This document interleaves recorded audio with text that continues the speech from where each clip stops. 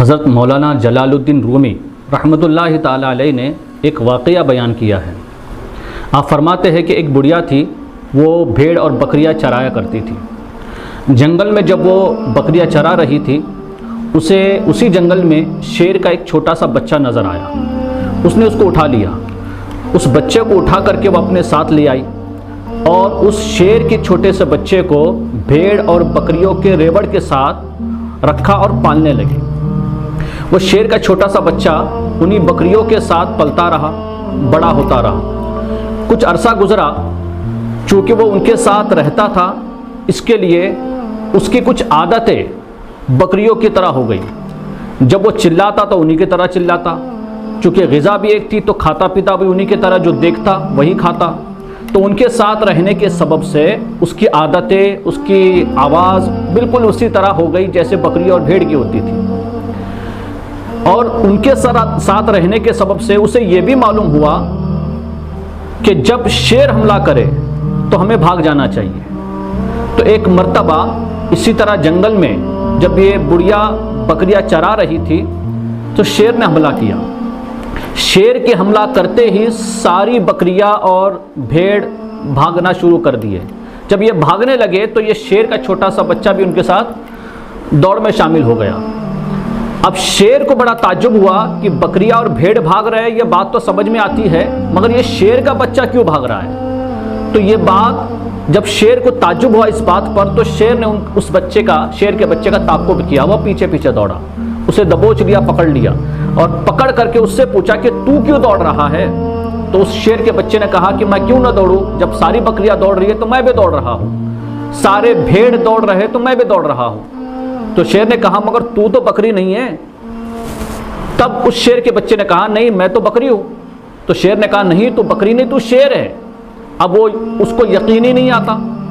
تو شیر نے کہا اچھا چل میں تجھ کو بتاتا ہوں۔ اور اس کی حقیقت واضح کرنے کے لیے، بتانے کے لیے، شیر نے اس شیر کے چھوٹے سے بچے کو اپنے ساتھ لے لیا اور ایک کنویں کے کنارے پہنچا۔ جب کنویں کے پاس پہنچا تو اس نے اس سے کہا کہ اپنا چہرہ اس پانی میں دیکھ لے، اپنا عکس دیکھ لے۔ جب اس شیر کے چھوٹے سے بچے نے اپنا عکس دیکھا تو ایک طرف وہ عکس دیکھتا، اپنا عکس، اور دوسری جانب شیر کو دیکھتا۔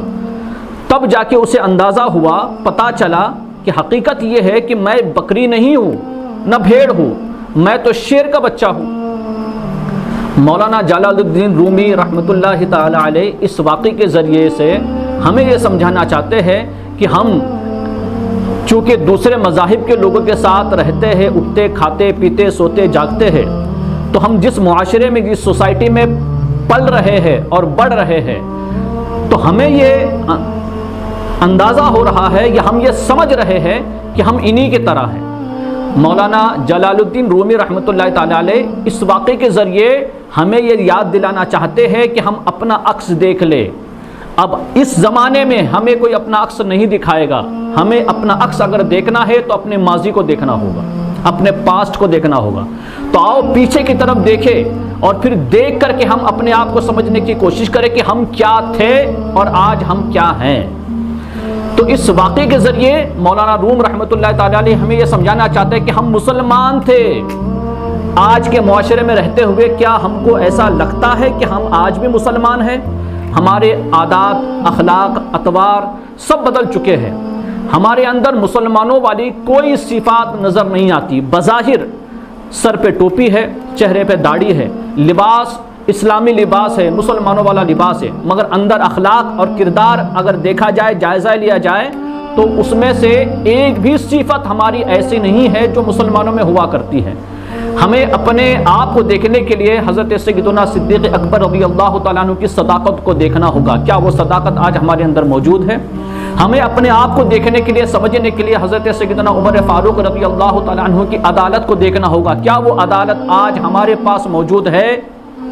ہمیں اپنی پہچان کرنے کے لیے حضرت عثمان غنی رضی اللہ تعالیٰ عنہ کو دیکھنا ہوگا، آپ کی سخاوت کو دیکھنا ہوگا۔ تو کیا وہ سخاوت آج مسلمانوں میں نظر آتی ہے؟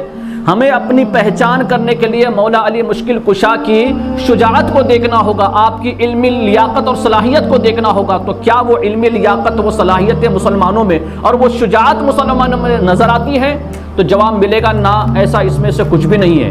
ہمیں امام حسن کے صبر کو دیکھنا ہوگا، تب اندازہ ہوگا کہ ہمارا صبر اس طرح سے ہے یا نہیں۔ تو یہ ساری صفات جو ہمارے اسلاف میں تھی وہ مسلمانوں والی صفات تھی، جس کو آقا علیہ الصلوۃ والسلام نے ان کے اندر ودیت کیا تھا، ان کی تربیت کی تھی اور بتایا تھا کہ مسلمان ایسا ہی ہوتا ہے۔ بزرگوں اور دوستو، ہم ظلم کو مٹانے والے تھے مگر آج خود ہم مظلوم ہو گئے، بلکہ اس سے بڑھ کر بات کہی جائے تو وہ یہ ہوگی کہ ہم ظلم کرنے والے ہو گئے۔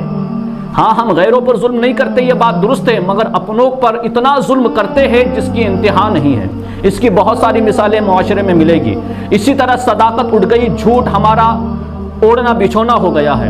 اسی طرح عدل و انصاف زمانے سے اٹھ چکا ہے۔ جو عدل و انصاف حضرت عمر فاروق رضی اللہ تعالیٰ عنہ نے قائم کیا تھا، اور جو عدل و انصاف کے ڈنکے بجے تھے، وہ عدل و انصاف آج مسلمانوں میں نظر نہیں آتا۔ ہم اپنے بھائیوں کے ساتھ بھی عدل و انصاف کرنے کے لیے تیار نہیں ہیں، اپنے خاندان والوں کے ساتھ بھی تیار نہیں ہیں، تو اپنے پڑوسیوں کے ساتھ اور پھر اپنے مسلمان بھائی کے ساتھ کیا انصاف کریں گے؟ ہمارا حق تو یہ تھا، ہماری ذمہ داری تو یہ تھی کہ ہم غیر مسلموں کے ساتھ بھی عدل و انصاف کرتے، مگر چونکہ آج ہم جن کے ساتھ رہتے ہیں، ہم جن کے ساتھ اٹھتے بیٹھتے ہیں، ہمارے عادات، اخلاق، اطوار سب ان کی طرح ہو گئے۔ ہم بھول گئے کہ حقیقت ہماری یہ ہے کہ ہم مسلمان ہیں، ہم مومن ہیں، اور مومنوں والی جو صفات ہوا کرتی تھی ہمارے اسلاف کے اندر، وہ صفات آج ہمارے اندر ہمیں نظر نہیں آتی۔ تو آئیے اس واقعے سے ہم سبق حاصل کریں، اپنا ماضی دیکھیں اور اپنی پہچان کر لیں۔